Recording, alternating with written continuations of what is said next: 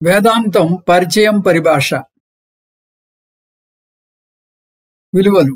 కోపంలో ఎందుకు కేకలు వేస్తాం? ఒక సన్యాసి తన శిష్యులతో నది ఒడ్డున స్నానం చేయడానికి వెళ్ళాడు. అక్కడ కొంతమంది ఒకరితో ఒకరు కోపంతో గట్టిగా అరుచుకుంటున్నారు. గురువు తన శిష్యుల వైపు తిరిగి చిరునవ్వుతూ ఇలా అన్నాడు: మనుషులు కోపంలో ఉన్నప్పుడు ఒకరిపై ఒకరు ఎందుకు కేకలు వేస్తూ ఉంటారు? శిష్యులు కొంచెంసేపు ఆలోచించారు. వారిలో ఒకరు ఇలా సమాధానమిచ్చారు: మనం మన మనశ్శాంతిని కోల్పోతే కేకలు వేస్తాం. అప్పుడు సన్యాసి ప్రశ్నించాడు: కానీ ఎదుటివాడు పక్కనే ఉంటే కూడా ఎందుకు కేకలు వేయాలి? మనం చెప్పాల్సింది నెమ్మదిగా మృదువుగా చెప్పవచ్చు కదా. శిష్యులు మరికొన్ని సమాధానాలు చెప్పినా ఆ సమాధానాలు ఎవరిని తృప్తిపరచలేకపోయాయి.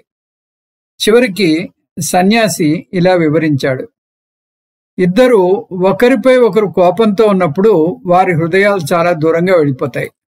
ఆ దూరాన్ని అధిగమించడానికి వారు కేకలు వేయాల్సి వస్తుంది.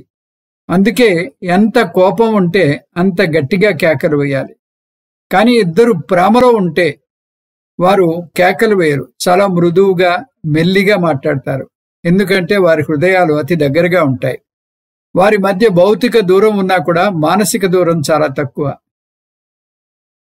ప్రేమ ఇంకా పెరిగితే అప్పుడు వారు గట్టిగా మాట్లాడాల్సిన అవసరమే ఉండదు. ఒకరినొకరు అర్థం చేసుకుంటారు, మరింత దగ్గరవుతారు. చివరికి వారు మాటలకు మించి ఒకరినొకరు కళ్ళతోనే అర్థం చేసుకుంటారు. ఇదే అసలు సిసలైన సాన్నిధ్యం. సన్యాసి తన శిష్యుల వైపు చూసి, ఇక జ్ఞాని విషయంలో కోపం ఎలా ఉంటుందో చూద్దాం. జ్ఞానికి భగవంతుడికి మధ్య దూరం అసలు లేనే లేదు. భగవంతుడే జ్ఞాని, జ్ఞానే భగవంతుడు. ఆ మాటకొస్తే ఈ విశ్వమంతా జ్ఞానికి భగవంతుడే. జ్ఞాని అందరిలోనూ భగవంతుడిని చూస్తాడు. అందుకే అందరిపైన ప్రేమతత్వాన్ని చూపుతాడు. యస్మిన్ సర్వాణి భూతాని ఆత్మైవా భూద్విజానతః తత్ర కో మోహః కశోకః ఏకత్వమనుపశ్యతః.